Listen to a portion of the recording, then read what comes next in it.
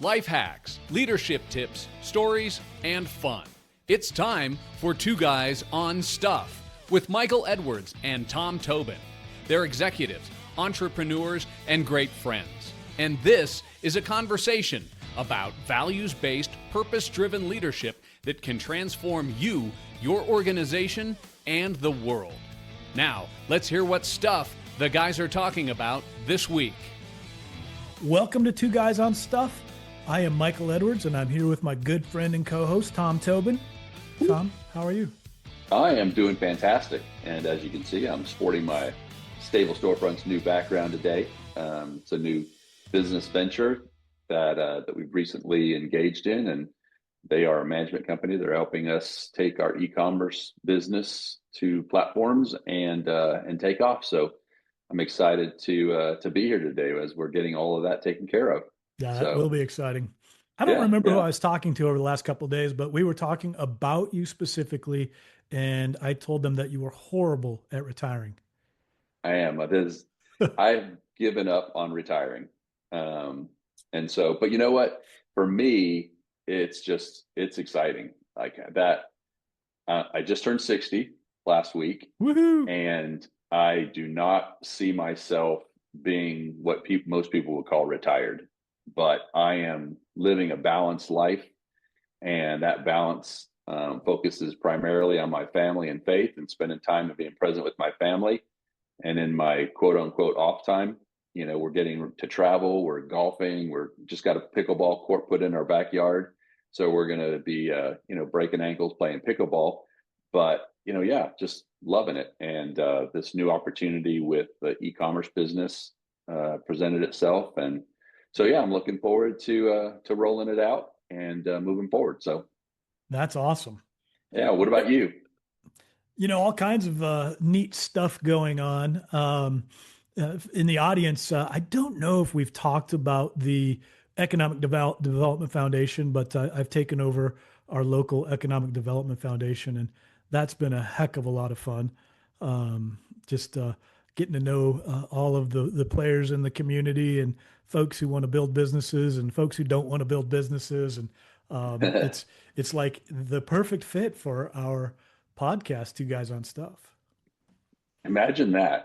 What a coincidence that this is your passion and you find a job serving your community doing that. That's awesome, man. I'm happy for you. Yeah, thank you. And you have a birthday too.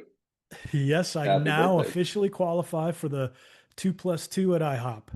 Sweet. Yeah. All right. We're good to go then. Yeah, right. All right. So before we jump into all of the cool stuff that we were going to talk about business planning, I wanted to share just a couple of quick hits on some stuff that's going on in the world of entrepreneurship and business and people and culture and all that good stuff. Yeah, for sure. Point people to some good resources. There's Reuters came out with an article, and it talks about some positive sentiment. It says 74% of small to medium businesses expect revenue growth by 2026. So that's pretty darned exciting. Yeah, that's very optimistic. But the flip side is 70% of business owners say inflation is their number one concern or number one challenge. Mm-hmm. So, there's the other side of that. I'm all in AI, and actually I have to share a really quick story. Last Friday, I was going to document a weekend without AI. And so I got up and started, my normal day with my Bible study, and there was no AI used there.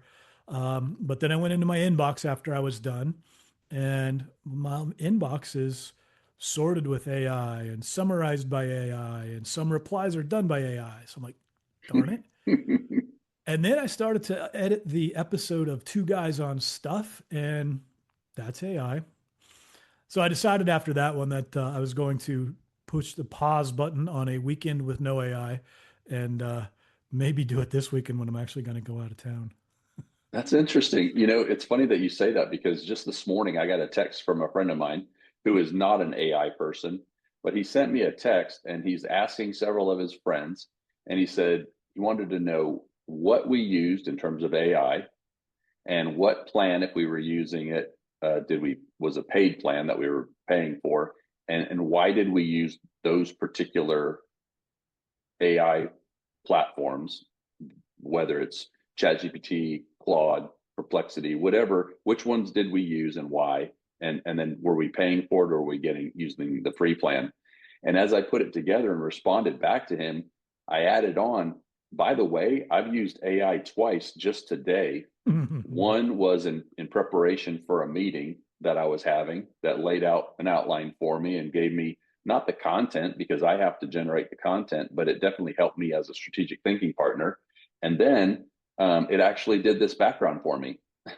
I gave it my my Serenity Now type of an environment, and this is it in the mountains, surrounded by forests, a big lake. And then I said, oh, by the way, throw this logo on there. It did everything for me. And I'm like, what would have taken me hours and hours and hours, I got done literally in 15 minutes. Or thousands of dollars in marketing, right? Oh, absolutely. Absolutely. And so we're going to be talking about that today for people that are beginning to start the process of building their own business, and understanding AI and how that could be leveraged is going to be an important part of it. Yeah, that's pretty exciting. Yeah.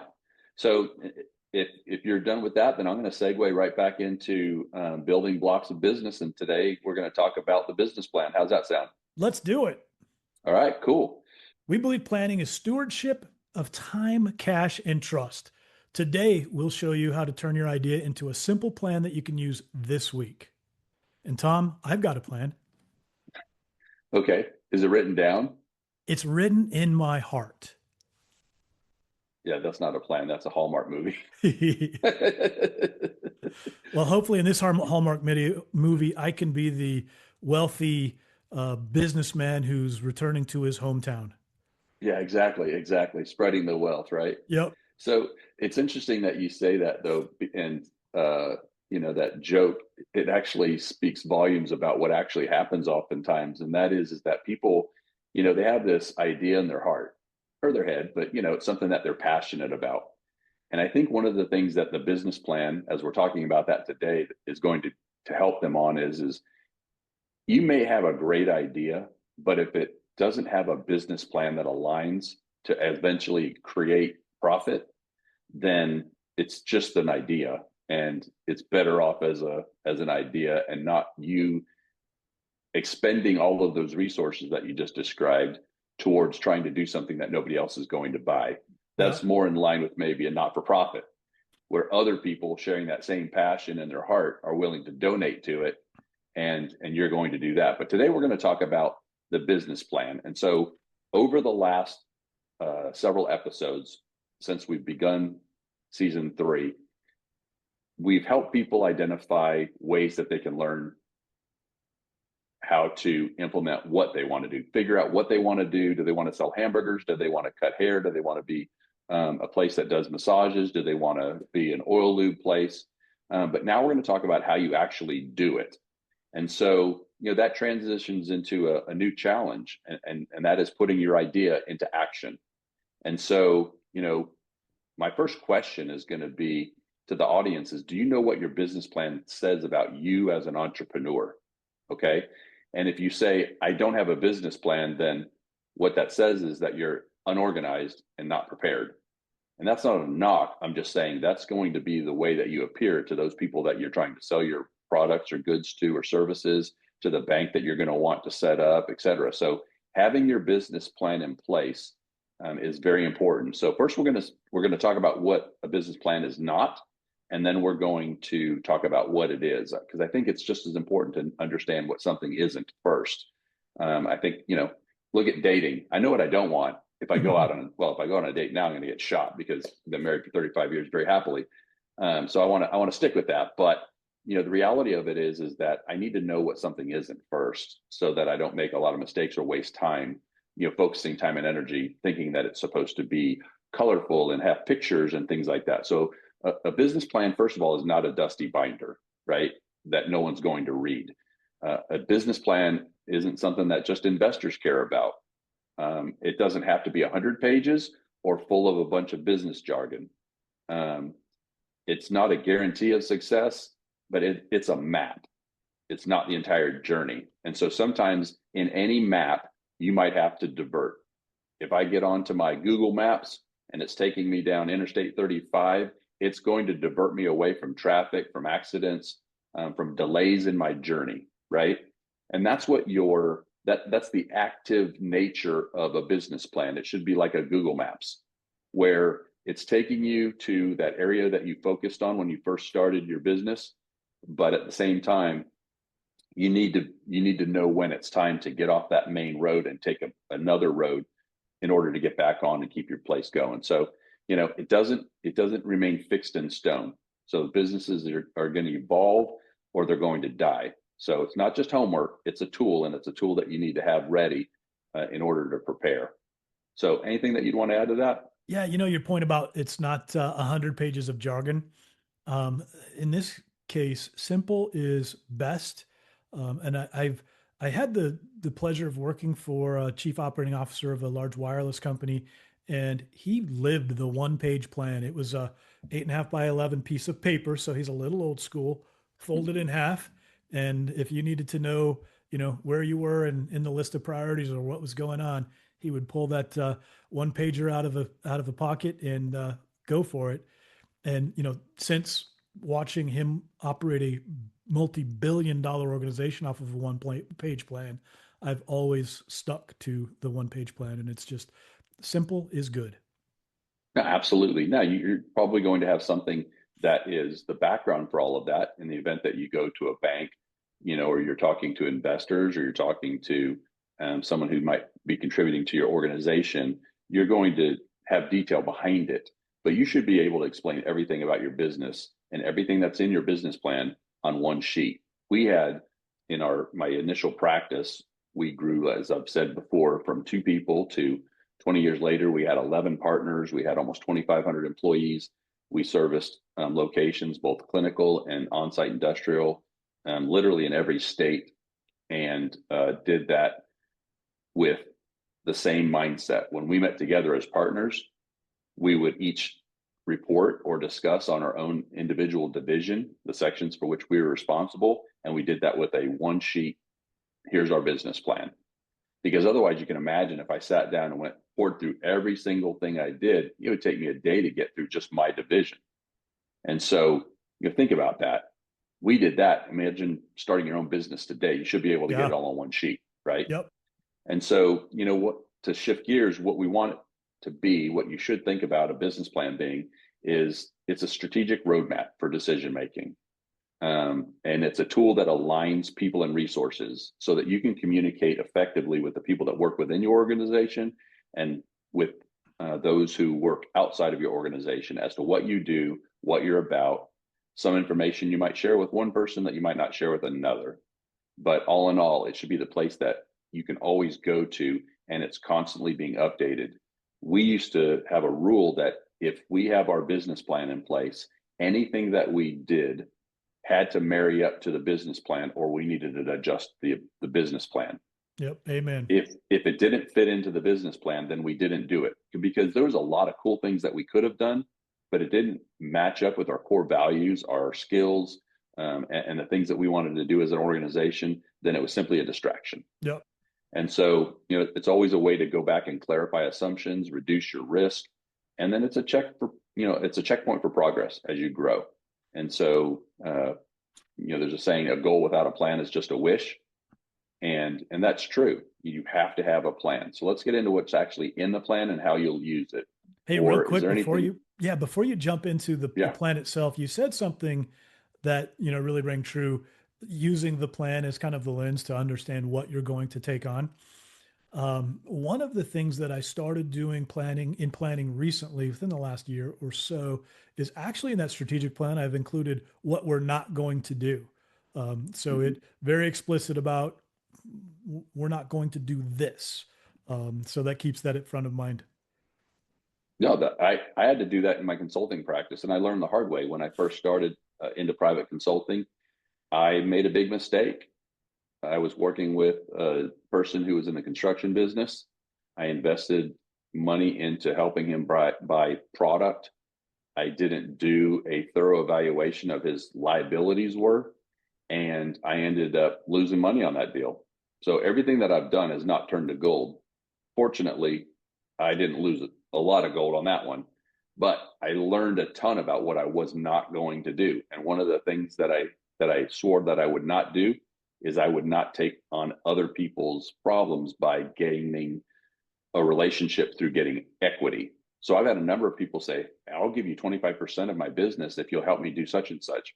And that's happened a couple of times. And I've made it very clear, I do not want your equity. To my current clients, I've told them, I want to be a fractional partner with no equity, meaning, and I described this a couple of episodes ago, where I know what it's like to be in the trenches. I'm going to be in the trenches with you and I'll be compensated for what I do, but you keep 100% of your profits. And if at any point I no longer am value to you, then you terminate our relationship and we're both still friends. And I think that's critically important, is to know what I'm not going to do. And I think it's great that you would recommend that our guests put that into a business plan, because then it's very clear and you can always check against that every time something comes up. Nope, that's one of the things that we said we would not do. Now, if Elon called me up and he said, hey, I need to hire you as my executive advisor, I'm going to give you 25% equity, I'm going to say yes. That's a different business opportunity altogether. So, and just about anything that he does. So, yeah, I'll take 25% equity with the right partner. Yeah. So, this next segment, let's focus on some key components. So how is the business plan used? And so we're just going to go through the sections, and keep in mind, at the end, we're going to provide you some contact information. And if you're looking at how to create a business plan, we can do one of two things. One is, if you just email us, we'll email you a basic business plan, or we'll put you into our GPT, and it'll answer questions for you and maybe create, I think, Michael, you had said, it'll create a business plan for them based on the answers that they come up with, which it'll auto-generate it. Now, that doesn't mean it's done. Just because something does your business plan, just because AI creates your business plan really well, doesn't mean it's finished. Don't trust AI to be your business plan. You need to walk through it thoroughly. Don't just think you can just put in a couple of trigger words and then boom, it creates your business plan. You need to eat, sleep, and drink that business plan. So you need to own it. But that said, Tom, we'll be here as a resource. You raise a really good point, though. I tell people all day long, never, never, ever let something out your door without human eyes on it. Absolutely. And I keep saying AI is a tool. I have all kinds of tools in my shop, some of which I have never used before. Sherry will justify that or will attest to that. I have a similar set. But I do have tools that I use frequently, but I direct the tool. I don't lay the hammer there and let it hammer the nail itself. If I don't direct it properly, I get bent nails, I get broken fingers, and the board is smashed, right? So AI is a tool, but you have to control it. So let's start with executive summary. That's the tip of the spear, and you're going to answer questions like who you are, why this business matters, what does success look like for you. You might even have your vision and mission statement in there. Those are going to be two things that we've talked about in the past, but those are critical to understanding who we are and what we're about, what's our mission, and what is our vision for this as an organization. But your executive summary should be the same type of thing you might tell somebody as you're going down in an elevator. You're on the 30th floor. Hey, what do you do? Oh, I'm an entrepreneur and I own a business. And they go, oh, what is that business? You should be able to have your executive summary quoted off the top of your head. Now, there might be some more detail in there, but generally speaking, it's going to be who you are. It's going to be, what you do and why it matters in the big picture. Michael? So yeah, Tom, it's really about who you are, why it matters, and what success looks like, all in one neat package. Cool. All right.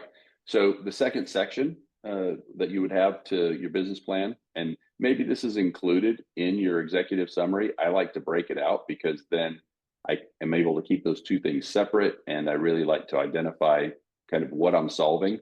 If I'm making hamburgers, the problem is I'm going to put a hamburger place in this community because all they have is Mexican food and hot dog stands. And so I'm going to, build a better burger, or I'm going to provide this service that solves a problem. For example, in my business plan, as I'm talking about what I'm doing with small business, my problem and solution point is that I'm going to work with entrepreneurs to help them understand how the business of business works so that they can focus on running their business and not working in their business. It's a problem that every one of the people that I work with has run into and has asked me to help them overcome. And that is, I'm spending so much time working in my business, I can't work on my business.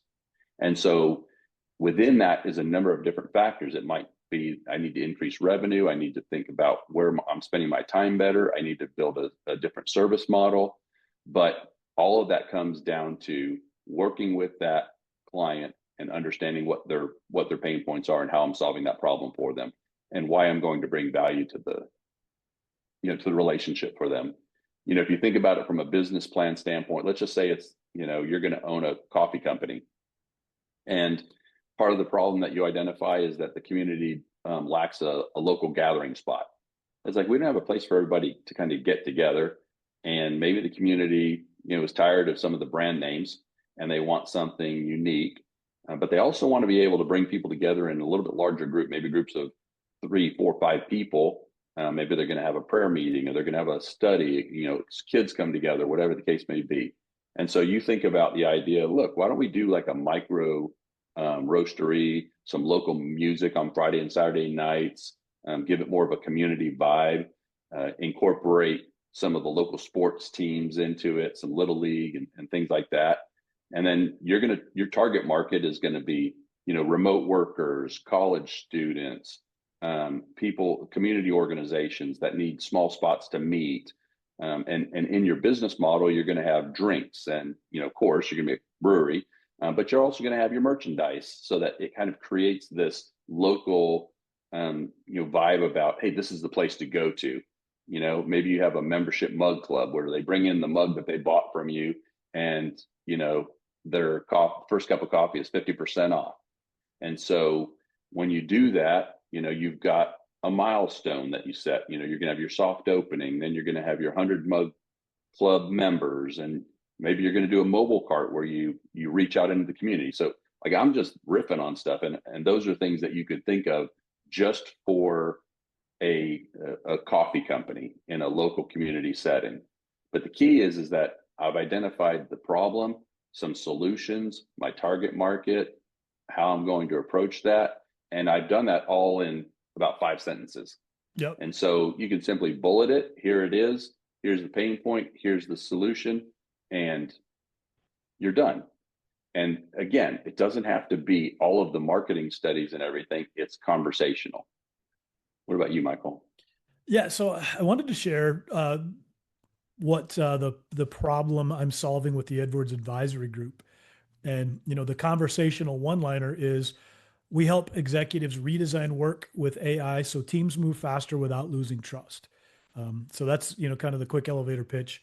The document on the statement on my business plan is, Edwards Advisory Group solves the gap between AI potential and day-to-day execution. Leaders want real results from AI without losing trust, time, or culture. Work gets stuck in meetings, manual tasks, and scattered tools. Pilots drift, risk feels high, adoption lags. And then it goes on to talk about what I'll fix, how I'll do it, and what the outcomes to expect. And see, that's the thing is, Chris, it's clear. You could have that conversation over and over and over again. And every one of your clients has similar needs. Yep. So if the people are reading through your materials, how many times do you hit a pain point? It's like, oh, I got all 3. I have 3 of those, 3 of the 5. Here's the solution. Let's face it, if I've got a headache, I'm not going to take Benadryl, right? I'm going to take medication that's going to meet my headache. And depending on whether it's a throbbing headache or a searing headache, if it's a sharp pain or I've got muscle ache versus muscle pain, I'm going to take either an ibuprofen or a Tylenol. All of those things all come together, not to beat a dead horse, but all of those things come together to solve a problem. And you're presenting those problems that you solve. And so, then the question is, all right, who's going to buy them? So when you're looking at the next section under, kind of market and customer, who's going to buy them, why them, how many, that goes into your overall business model. We're going to talk about kind of your sales strategy in a second, but ultimately you should be able to say, here's my top three here's my top three buyers, here's my top three customers, clients, etc. And why are those the people who are most likely to need my services? Why is that group of people going to want to eat my better burger? Those types of things. And then generally speaking, how many people do you think that you can work with, or how many people are out there? And sometimes that's just a wag. It's just a wild and crazy guess. Sorry. Audacious, guess. Wild, audacious guess. I want to keep this safe for, children, even entrepreneurial children, the lemonade stand kids. So, overall business model, how does money come in? How does it go out? We're going to talk specifics about that. But generally speaking, is it a fee for service? Is it an hourly rate? Am I going to set up a store, a kiosk? Am I going to have a mobile mechanism where I'm going to a food truck area? So how are you going to generate revenue, and how are you going to spend it? That's going to be really important when you come back and you start looking at things where you have to begin building out a pro forma. Pro forma is something that a bank is going to want to see, because if you're going to ask for a loan for a van that you're going to build out, and it's going to be a mobile coffee truck, the bank is going to want to see a pro forma. And that is, how do you make money? How are you going to spend money? What's the expected profit? Things that we're going to talk about next in terms of your go-to-market and your sales strategy, that's going to buffer what your potential revenue is. But they're going to want to know, what are you expecting to make off this? Because we're not going to loan you money against something that doesn't make any money. So you're going to have to provide them enough information for them to make an objective decision. But let's face it, some of it's going to be subjective. It's going to be based on the relationship that you have with the bank. It's going to be based on, hey, I live in that community, and you're right, we don't have any place for people to meet. I could think of a dozen different people that would love to come over and have 5 or 6 people sitting at your table at any given time and meeting. So you just hit on something, and I know we're talking about business plan and structure and those kinds of things, but going back to another executive that I once worked for, he said your success in business depends upon the relationships you create. And your point about, the banker getting financed, if you've got a great relationship with that banker and he knows and trusts you, you've got that much bigger opportunity to get that loan approved. So. Mm-hmm. No, absolutely. And that's the thing with my bank. I can go to my bank and do just about anything now, but I've had multiple businesses through them. I currently have a couple of businesses. And when I went to start up our business through Stable Storefronts in the e-commerce sector, when we did it, I just called my bank. Literally within 30 minutes, I had my bank account set up. I had transferred money over, and everything was done. And all I had to do was give them my EIN and, basic information, and they had it all set up for me. I couldn't do that if I didn't already have a relationship with them. Yep. So understanding how you're going to make money, how you're going to spend money, and what you're open to net on that. The fifth one, I think this is the one that, often gets people, because you're earlier, having your plan in your heart type of a scenario. It's one thing to believe that what you have is needed. It's another thing to begin to develop mechanisms for how to sell it. And so oftentimes, and maybe if you're listening, you've never heard of a SWOT analysis unless you've had a basic business course. And if you have had a basic business course and you've not learned what a SWOT analysis is, then shame on your instructors. But SWOT is just strengths, weaknesses, opportunities, and threats. And so it's looking at your business plan and going, okay, what's the strength of what are the strengths of your business model? What are some weaknesses? What are some opportunities that exist, whether that's to make adjustments or opportunities in the market? And then what are your threats? Who are your competitors, and so forth? And so in your go-to-market or in your sales strategy, part of that is, building awareness, definitely connecting with people who are interested, and then helping them make the purchase. And so your sales strategy incorporates 3 main topics: awareness, interest, and purchase. But the ways that you do that are going to be very different, and some similar, but some are going to be very different. So when it comes from a sales strategy standpoint, Michael, you have a ton of experience in this, decades of experience in sales and leading sales teams. What wisdom can you share? What nuggets can you share with our listeners? Yeah, I think the first looking at the SWOT, this is one place where I think it's really good to have a third set of eyes out there on your SWOT. You know, especially with many small business owners, and they're just so passionate about this. There's a little bit of bias that might make its way into the SWOT. So I highly recommend, if you've got a friend who's great at business, or a consultant like Tom or I, to take a look at your SWOT analysis. That's super important. Yeah, and be open to the feedback. Don't be discouraged, and don't be, offended when somebody comes back and begins to challenge you on it. You Yep. want that. You want that now. You don't want that later, because the market will challenge you. Right. Good point. In terms of the sales strategy, I think it's important to understand the various channels that you intend to distribute your product with, or your service with. And I think that one is also an area where you want to do some pretty deep research. You want to make sure that you're providing the sales channel that your consumer, your customer wants to do business in. You want to make sure that your company is easy to do business with. So, it could be a survey, it could be just, being a customer of a competing product, but really understanding the distribution channels that you intend to use. If you're doing something like, a car is a great example. And I know there's a few online card services that are having some pretty good success right now in the market. But for the most part, people want to go sit down and drive their car around before they buy it. And there are exceptions to that. I'm not one of them. I really want to go sit down in my car and drive it. So, if Ram Trucks decided to go online only, I don't know that I would purchase a Ram truck. I think I might move to the Chevy truck, who is still doing business through those dealers. So, just meet your customer where they're at on the distribution channels. Yeah, absolutely. Well, and along with that, from the sales and strategy standpoint, there's a variety of ways. Oftentimes people sit down and go, okay, I've got to develop my own marketing materials. I've got to make my own logo and my own mailers and letterhead, and you name it. And that's where you really have to stop and consider two different paths. I think one is AI. This is a place where AI thrives. You tell it what you want in terms of ideas. It gives you a dozen different ideas.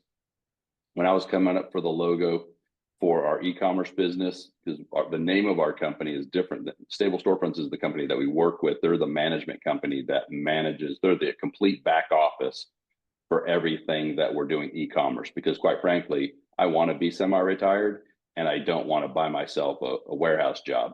And so what I've found is that there's organizations like Stable Storefronts that we adore, and that's what they do, is they manage everything for you. And so I didn't have to sit down and go through and create logos. All I did was sit on AI and say, these are the things that are important to us as a family, and I'd like a logo that represents that. And it gave me 10 different ideas, and then my family picked one. I didn't have to pay a marketing company to do that. Then it created a template for me or 3 different templates for me in terms of letterhead. Mm-hmm. I mean, I didn't have to do a whole lot mentally or time-wise to get all that accomplished for me. There's also organizations that will put together an entire packet for you. Here's your logo, here's your letterhead, here's your website. And so there's organizations that do that for you. And there's also AI that does that for you. So don't think of marketing and sales as spending an inordinate amount of time doing something like that. Really what you should be thinking about is what does and nowadays, even though I can't stand all these different review functions and social media, you live and die by your social media. You really will. And so, in fact, I was interviewed because we had a 5-star rating for our location. And I would have people walk into our shop and say, I'd say something like, "So what brought you in here today? Was a friend, did a friend refer you? Did you see our sign? Because I want to know if what we're doing is effective. And if not, I'm going to shift." And there were many, many times, I mean, literally hundreds of times, that people would say, "Well, we saw your reviews online and I just wanted to see what a 5-star oil change place looked like, because none of the others were 5-star locations." And so I would say, "Well, hopefully you're not disappointed. And if you leave today and you don't feel like you've gotten a 5-star level of service, I want to know before you leave, because we will make it happen." So I was actively engaged, but I was watching that every day. I got from one site that aggregated all of our social media. I got a report every day that said what our rating was. And so I was actually interviewed by an outside organization, not one of those ones that you call and say, "Hey, I'll pay $1,000 to interview me." It was an organization that said, "Hey, we want to interview you and ask you questions and for guidance on how to get a 5-star review on Google reviews." And so, if you're interested in reading that article, let me know via email, and I'll send you a link to it. But things like that. So you really want to understand, how are you going to connect with the people that you expect to buy, because that's going to be critical. So next, in terms of order, and you could always move these around. This is just breaking it down into sections. What are you going to do from an operations standpoint? And really, that's just, what does your org chart look like? Who's involved in your organization? What function do they serve? That's going to be really important when you're talking to a banker as to how your organization is going to be run. If you're everything, that's going to be a challenge, because they know you're going to be taxed. If you've grown and you're bringing people into the organization now, it's going to be important so that they know, who do I go to for this issue? So operations is simply that. It's like, who does what in your organization? What does your org chart look like? And where do I exist inside of the organization? Because that's critical for people to understand who they are within an entity. I want to know the difference between am I a hand, or am I a foot? Am I an ear? Am I an eye? Where do they fit within the body of the organization? Now, this is one that I absolutely love, particularly taking organizations that are brand spanking new and creating their operational rigor, or taking organizations that really are struggling with operations, identifying gaps, and building the organization out from there. This is one that, while early on, you don't necessarily need to spend a ton of time on, right? You want to have your plan. It needs to be very, very simple. But, if you're a one-man band selling widgets, and you're not selling a whole heck of a lot of widgets, your time is better spent in the sales planning and sales and marketing arena versus the operations. But this is a fun area that you can build and expand as you grow your business. Yeah, I kind of refer to Michael as the Wizard of Ops, because I mean, you really are. And if you're listening to us and you're part of a medium to large organization and you're having challenges in operations, it doesn't mean that the sky is falling or the roof's caving in or anything. But if you're having challenges and you need somebody to help you break through that challenge, call Michael, because he's going to be able to help you and help you align your organization with what your mission and vision is in a way that is going to accelerate you as an organization. So definitely call Michael if you're struggling with that. The next one is financial projections, and I'm not going to get into that a whole lot, but really it's about the pro forma.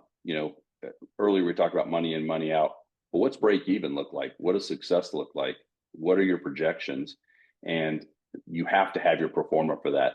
And even as I'm thinking through the overall business plan, probably what we should do, and depending on feedback that we get, maybe what we do is we actually break the business plan into separate podcasts where we walk through it in more detail and show you examples of what a business plan might look like, whether it's Michael or mine or a Acme business plan, so that people really get the meat behind it.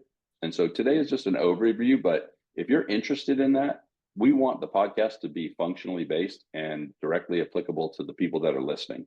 So if you have questions about it, let us know. I mean, we're not sharing your email addresses. We're just sharing the questions that you have, and we're not identifying you.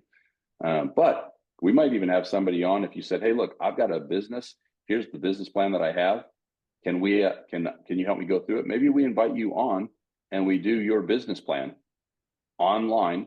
I mean, we'll prepare it beforehand, and we'll be able to show our listeners, here's what it looked like before, here's what it looks like now. And then maybe 6 months later, we re-interview you and you come back and say, this is how it impacted me. Love So that. financial projections are just that. You're going to talk about what you're going to make, how you're going to spend money, and what you hope to be looking at, in 90, 120, 3 days, months. So, what does it look like in terms of that next section, milestones and metrics? Milestones aren't always financial. Milestones could be numbers of locations. It could be number of people, number of guests. A milestone could be within 6 months, we want to have 1,000 guests in, or it could be we've generated $50,000 in revenue. But you really want to put milestones. Those are your goals. Those are the metrics by which you will identify whether or not you're achieving your goals or not. And if you have no metrics, if you have what's called KPIs, key performance indicators, then you're never going to know whether or not you're hitting the target. Yeah. I think a couple important things on both financial projections and milestones and metrics, Tom, is this is the place where you need to be very realistic. This is not the place where you inflate and put in your wishes and all of your optimism. I was guilty of doing that once in the past. I'm sitting across from a banker, and he's looking at my projections and he's laughing. And I was in my early 20s, so it was okay. Yeah. But I'm like, what? He goes, you mean to tell me that you're going to generate this much revenue in your first year and you don't have a single customer? And I'm like, gosh, maybe. Mm-hmm. So, needless to say, I had to go out and retool. Be real, be conservative. Don't fluff your projection, your financial projections, and your milestones. Absolutely. And if you don't believe what we're saying, watch a couple episodes of Shark Tank and Yeah, see there where you they go. absolutely blister people on that. Because someone would get on and it goes back to I got a plan in my heart. They're passionate. They really believe in it. But what do they ask over and over and over and over again? Show me the numbers. How much have you generated? Ding, ding, Well, ding. we've only generated $30,000 in how many months? 18 months. And you think that your business is worth $5 million. How do you get that valuation? You will hear that over and over and over again. And they just Multiple get of 100,000. exactly. And guess who invests in them? No one. Mom and dad. Exactly. And so that's the thing is like, if you don't believe us, watch a couple of Shark Tank episodes and then come back and rewatch this. And so, kind of as we begin to land the plane on this, the summary is this, how are they actually used? It is said that a business plan guides your decisions when reality punches your plan in the face. And that's going to feel like you got punched in the face. Right. But let's face it. When I was opening up Grease Monkey and I bought my land in 2019, signed the contract on the building in November of 2019, I was not planning on having, and I had a great business plan, but I was not planning on COVID in 2020. And talk about, reality punching my plan in the face. So my 8-month build turned into an 18-month build. If I did not have a plan in place, I would have been flying by the seat of my pants, and that would have been terrible. And so I used that business plan to go back and communicate vision to my partners, which was just my wife, but to my employees and also to my lenders. I didn't have investors. This was all coming out of my pocket. But I had to go back to the bank and say, hey, look, I've got an asset secured line of credit. And that allowed me the flexibility that I needed to be able to, and that's a funding mechanism. So there's a variety, SBA, et cetera. But I had to go back to the bank and say, this is what's going on. I had to go to the builder. I mean, they're all experiencing it and we had to adjust. But if I didn't have a plan, then I couldn't have adjusted my strategy based on any outcomes. And at that time, it was, who knows what the timeline is going to be like. And the last thing is just, it keeps entrepreneurs accountable to themselves. Your business plan is the thing that establishes discipline in your business. If you're generally speaking an undisciplined person, and I don't mean like, crazy, I'm just talking, you're going to jail kind of undisciplined. I'm just talking about if you're not objective, if you're not disciplined financially, if you're in debt a lot, if you make poor decisions and have a track record of making poor decisions, being in business for yourself is not probably the right thing. But for an entrepreneur, it does keep them accountable to themselves and keeps you on track, and it keeps you focused on the things that are most important. So Michael, you want to close this up and, any last minute nuggets? Yeah, I wanted to share just a really quick nugget. We are a show where we try to create function and help people take action. So, here's my nugget for today. Write a 2-page plan right now. Page one needs to be your problem, your solution, your customer, your offer, your price, your edge. Then page 2, your 12-week milestones, owners, dates, your top 2 channels and success metrics, unit economics, and simple 12-month numbers. And then finally on that one, your top 3 risks. Yeah. Do those components, build your 2-page plan, you're off to the races. Exactly.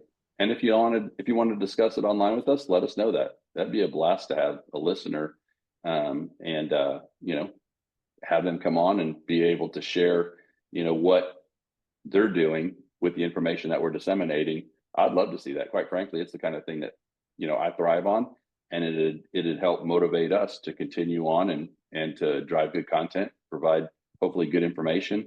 And as always, just enjoy engaging our community and helping you build a better business. So if you're dreaming about it and you want to build it, let us know. We'd love to help you. And so if you need to contact me, email me at tom.tobinteam@gmail.com. That's tom.tobinteam@gmail.com. My tobinteam.com website will be live soon. I just got back the initial draft, and I think we're almost there. And so, in the meantime, you can email me at tom.tobinteam@gmail.com. Michael? And you can get me at mde@edwardsgrouptx.com or visit the website at edwardsadvisorygroup.us. There's a lot of really cool information on the website in terms of, AI, org design, operations, things like that. So stop by there. Tom, this has been a great episode. I think it's very action packed, and people can take a few real tangible steps to getting their business opened up. Yeah, I think some of our episodes are more kind of in a funner genre. When we're talking about leadership, things, leadership ideas from shows and stuff like Ted Lasso. And then there's some stuff today that's like, this is where the rubber meets the road. Okay, it's time to get busy. Let's build businesses together. We want you to be successful. Roll up your sleeves and get to work. Let's get to work. Awesome. Well, this has been 2 Guys on Stuff. I'm Michael Edwards. I'm Tom Tobin. And we'll see you next week. Thanks for listening to 2 Guys on Stuff. Tune in next week as Tom and Michael talk more about leadership stuff, life stuff, helpful stuff, and maybe even your stuff. Until then, keep your stories fun